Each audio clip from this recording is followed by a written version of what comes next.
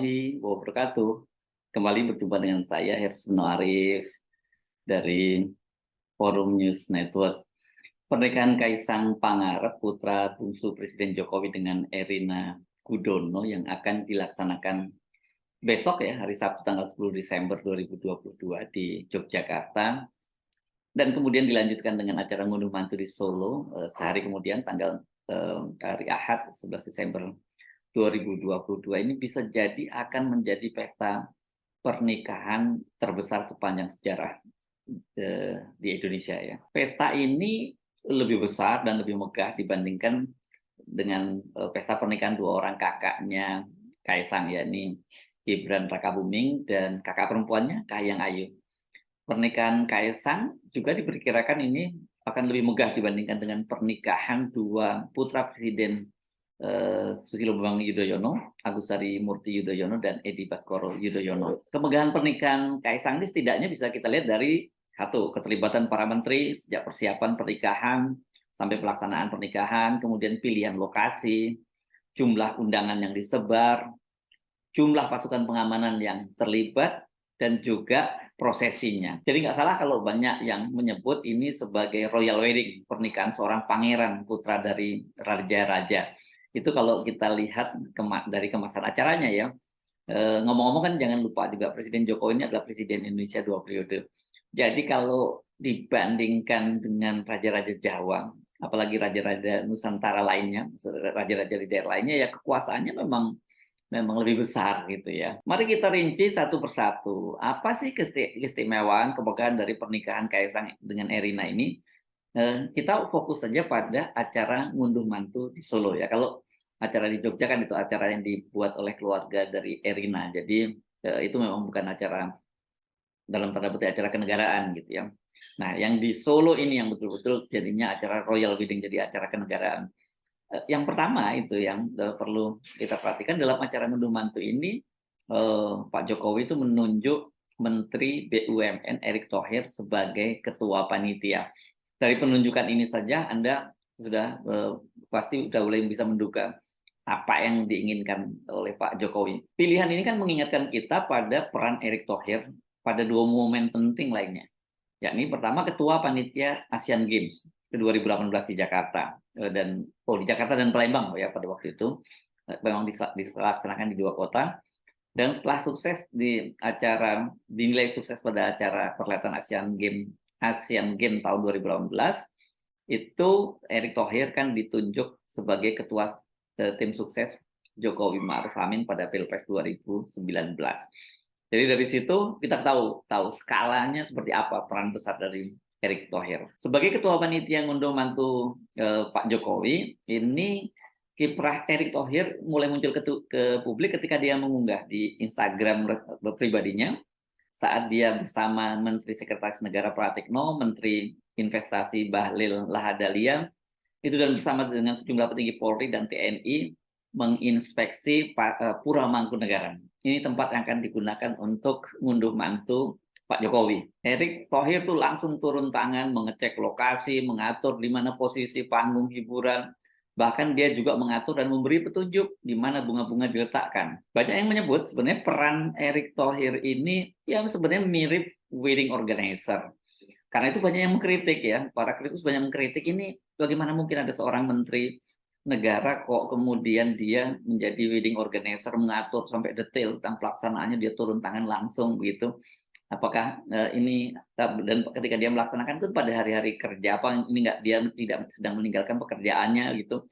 Ini yang banyak dipersoalkan, dan harusnya juga banyak orang yang menyatakan harusnya profesional dong, dipisahkan antara peran dia sebagai pejabat negara dan peran dia sebagai pribadi gitu. Tapi Erick Thohir waktu itu menyatakan bahwa Kaisang itu sudah dianggap seperti keponakannya sendiri gitu ya.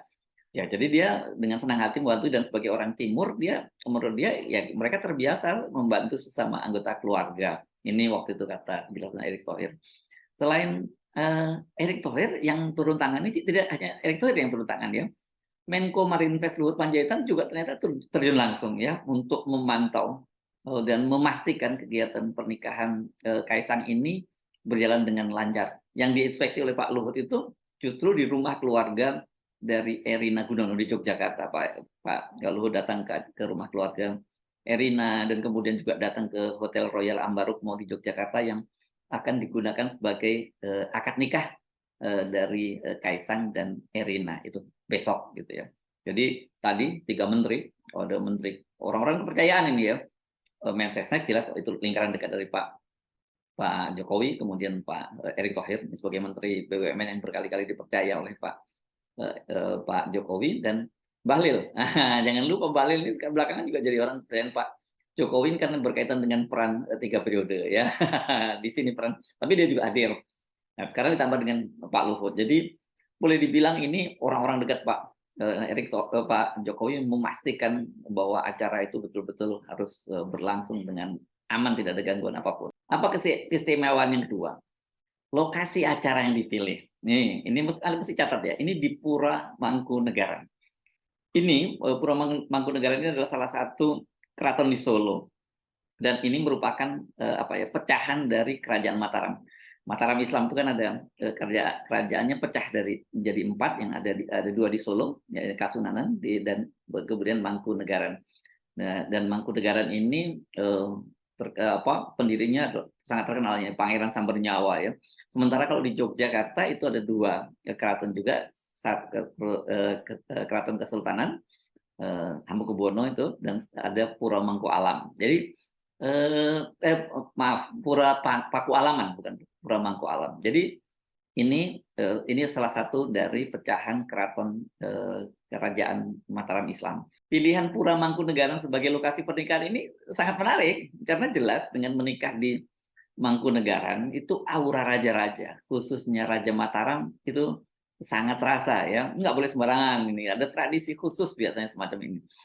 Berbeda dengan 2 kakaknya, Gibran dan Kahiyang, yang menggunakan gedung milik keluarga yakni Geraha Sabah. Mengapa kok Kaisang ini lebih spesial, kok dia tidak menggunakan Geraha Sabah seperti 2 orang kakaknya? Alasannya Pak Jokowi pada waktu itu karena Geraha Sabah itu sudah disewa pihak lain. Jadi tidak mungkin dia membatalkan orang yang sudah menyewa itu. Itu alasannya Pak Jokowi. Tapi apakah itu betul alasannya? Nah, kita tidak pernah tahu. Yang ketiga, alasan ketiga, ini kirap. Ini luar biasa ini. Ini untuk Kaisang ini dia akan dikirap dengan kereta kencana itu 12 kereta kencana yang akan dilibatkan itu dan ditarik oleh 28 ekor kuda. Saya nggak paham kenapa disebutnya 28 ekor kuda, kenapa tidak 24 ekor kuda, karena biasanya satu kereta kencana ditarik oleh 2 kuda gitu. Apakah mungkin ada kuda yang ditunggangi secara khusus, tapi disebutkan bahwa 12 kereta kencana dan ditarik dengan 28 ekor kuda. Penggunaan kereta kencana ini memang semakin mengukuhkan bahwa pernikahan Kaisang ini memang penuh aura raja-raja Mataram ya.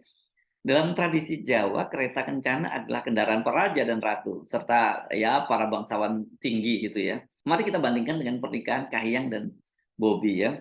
Mereka juga diarak dengan kereta kencana, namun waktu itu jumlahnya hanya 8 kereta kencana yang ditarik oleh 16 kuda. Sementara pada pernikahan Gibran dengan Silvi, itu ada 3 kereta kencana yang ditarik oleh 6 ekor kuda. Jadi jumlah kereta kencana yang dilibatkan dalam prosesi atau kirap untuk pernikahan Kaisang ini jauh lebih besar. Jumlah undangan.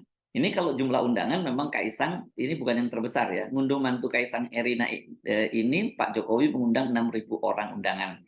Kalau masing-masing membawa pasangan maka total ada 12.000 undangan. Bagaimana dengan pernikahan sebelumnya? Pada pernikahan Kahiyang itu jumlahnya lebih banyak. Ini ada 8.000 orang, sementara Gibran itu hanya separuhnya dari Kahiyang, hanya 4.000 atau 2/3 dari jumlah undangan Kaisang. Barangkali mungkin karena dulu Pak Gibran ini kan pada masa periode pertama ya Pak Jokowi, jadi beda dengan periode kedua ini. Jumlah undangan Kaisang ini kalau kita bandingkan dengan pernikahan dari putra Pak SBY, presiden sebelumnya, yang sama-sama 2 periode dengan Pak Jokowi itu 2 kali lipat, hampir 2 kali lipat dengan pernikahan putra bungsu Pak SBY, ini Ibas ya, Edi Baskoro Yudhoyono itu yang menikah dengan Alia, putra dari Pak Hatta Rajasa, bekas Menko juga, yang waktu itu mengundang 3.500 tamu dan Kalau dibandingkan dengan pernikahannya Agus Harimurti Yudhoyono, maka pernikahan Kaisang ini 2 kali lipat karena 3 kali lipat bahkan. Karena pada waktu Agus Harimurti Yudhoyono menikah di Istana Bogor itu jumlah tamunya 2.000 orang. Sementara kalau Iba sendiri ketika berlangsung pernikahan di Cipanas ya, akad nikah di Cipanas itu waktu itu dia hanya mengundang 1.000 orang, seingat saya 1.000 atau 1.500 orang begitu ya. Jadi ya jumlahnya lebih kecil gitu. Memang pada waktu itu juga dikritik pernikahan dari 2 orang putra Pak SBY ini karena kenapa kok menggunakan Istana Bogor dan juga Istana Cipanas. Pasukan pengamanan. Nah, ini yang saya kira paling mencolok ya. Jumlah pasukan pengamanan gabungan Kaisang itu mencapai 10.800 personel, terdiri dari TNI, Polri, Satpol PP, Damkar dan lain-lain. Ini kira-kira kalau dalam jumlah batalion sampai 11 batalion. Ini jumlahnya sangat besar ya.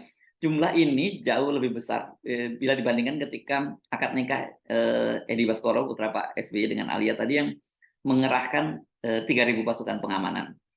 Jumlah pasukan pengamanan Kaisang ini bahkan mengalahkan jumlah pasukan pengamanan ketika berlangsung PON di Papua tahun 2021.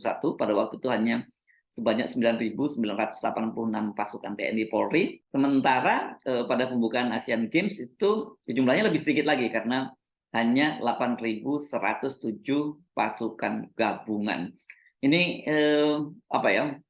jumlahnya memang luar biasa banget. Nah, mari kita bandingkan dengan perhelatan yang saya kira Pak Jokowi disebut terbesar gitu, puncak kepemimpinan Pak Jokowi di dunia yang disebut yakni Forum G20 di Bali yang belum berlangsung lama itu. Untuk mengamankan kedatangan 17 kepala negara termasuk beberapa negara adik kuasa seperti Amerika dan China itu hanya dikerahkan 18.000 pasukan gabungan TNI Polri. Jadi nggak sampai 2 kali lipat dari pasukan pengamanan dari Kaisang ini. Jadi kita menunjukkan betapa luar biasanya ini istimewanya perkawinan Kaisang ini. Dan jangan lupa bahwa komandan pengamanan pernikahan Kaisang ini juga nggak main-main. Ini ditunjuk seorang jenderal bintang 3, namanya Marskal Maldia Andiawan Martono Putra. Ini dari TNI Angkatan Udara ya. Jadi Marskal Maldia itu sama dengan jenderal bintang 3, letnan jenderal kalau di TNI Angkatan Darat. Dan ini menjabat sebagai Panglima Komando Gabungan Wilayah Pertahanan 2, Pangkogap Wilham 2. Nah, apa jabatannya dalam pernikahan Kaisang ini? Dia disebut sebagai Panglima Komando bertugas sebagai Panglima Komando Tugas Gabungan Terpadu, Pangkogas Gap 4. Nah, itu susah banget ya di TNI ini, banyak sekali singkatan-singkatannya. Jadi ini pengamanannya langsung dipimpin oleh seorang panglima ya. Tidak cukup itu, untuk memastikan pengamanan berjalan dengan baik, itu Panglima TNI Andika Perkasa kemarin juga meriksa langsung, mengecek langsung bagaimana pengamanan ini. Andika ini kan seperti kita ketahui ini akan sebentar lagi pensiun. Dia tanggal 21 Desember ini usianya 58 tahun. Jadi dia akan pensiun. Nah, apa acara yang lain? Ini siraman. Ini bagian dari prosesi yang lain ya. Siraman ini tradisi Jawa, dimandikanlah gitu ya. Kegiatan ini merupakan rangkaian prosesi pernikahan Kaisang itu yang mengambil air dari 7 sumber mata air. Salah satunya diambil dari mata air kemarin Masjid Syekh Zayed yang baru saja diresmikan di Solo itu ya. Dan juga dari Mangkunegaran segala macam sumber mata airnya. Acaranya juga dihadiri oleh 7 orang menteri kabinet. Jadi rupanya diatur cuma 7 orang kabinet yang boleh ya, karena 7 mata air kemudian 7 menteri kabinet. Siapa mereka yang hadir tuh? Ini para Menko, kecuali Menko Perekonomian Pak Airlangga ya, ada Menko Polhukam Mahfud MD bersama istri, Menko Marinvest Luhut Binsar Panjaitan dan istri, kemudian Menko PPK Pembangunan Manusia dan Kebudayaan Muhadjir Effendi, ada Menlu Marsudi bersama suami, terus kemudian Menteri Agraria Tata Ruang, Kepala BPN Hadi Cahyanto dan istri. Siapa lagi? Menteri Sekretaris Negara Pak Pratikno pasti tidak ketinggalan. Kemudian ada Menteri Pertahanan, ya Pak Prabowo Subianto. Satu orang menteri, yakni yang bukan menteri, yakni Ketua Dewan Komisioner OJK Mahendra Siregar. Ini juga hadir. Sementara petinggi yang lain yang hadir pasti dong Ketua Mahkamah Konstitusi ya, karena ini adalah adik ipar dari Pak Jokowi. Dia bersama dengan istrinya yakni Idayati hadir. Nah, Anda pasti bertanya-tanya ya, kepo ini. Dengan kegiatan sebesar itu, berapa sih dana yang dikeluarkan oleh Pak Jokowi? Nah, ini menurut saya agak susah ini datanya untuk membuat datanya yang tidak tersedia dan untuk membuat perkiraan berapa biaya yang dikeluarkan oleh keluarga Jokowi. Pokoknya kesimpulannya besar deh gitu. Tapi gini ya, ini terutama yang di Solo. Kalau di Jogja sebenarnya Anda bisa perkirakan itu karena ini kan dilaksanakan di hotel. Biasanya hotel itu kan menyediakan paket-paket gitu, paket tamu sekian dengan makanan sekian itu berapa jumlahnya seperti itu. Royal Ambarukmo ini salah satu hotel mewah di Yogyakarta dan Anda bisa googling kok itu jumlahnya berapa.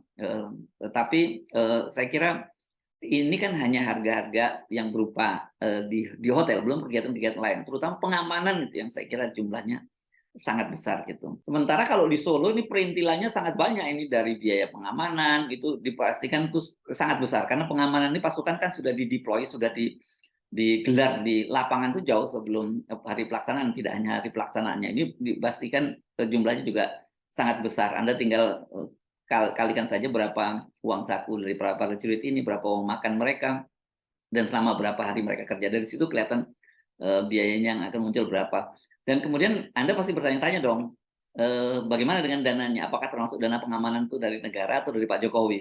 Kan orang boleh bertanya soal ini karena ini kan urusan pribadi. Jadi bukan urusan negara Pak Jokowi. Apakah saya tidak tahu persis. Apakah undang-undangnya kalau ada seorang kepala negara atau presiden itu menikah, biaya seluruhnya pengamanan dan sebagainya itu ditanggung oleh negara. Itu yang saya tidak tahu. Yang jelas ini tamu undangan itu sudah diwanti-wanti tidak boleh bawa amplop. Tidak boleh nyumbang bawa amplop karena ini kan masuk dalam bentuk gratifikasi. Jadi apa yang bisa kita simpulkan?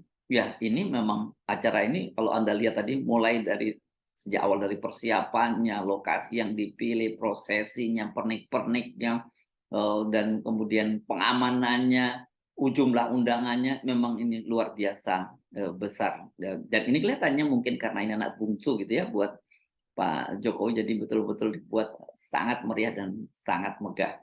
Saya Rusman Arif dari Forum News Network. Sampai jumpa lagi. Assalamualaikum warahmatullahi wabarakatuh.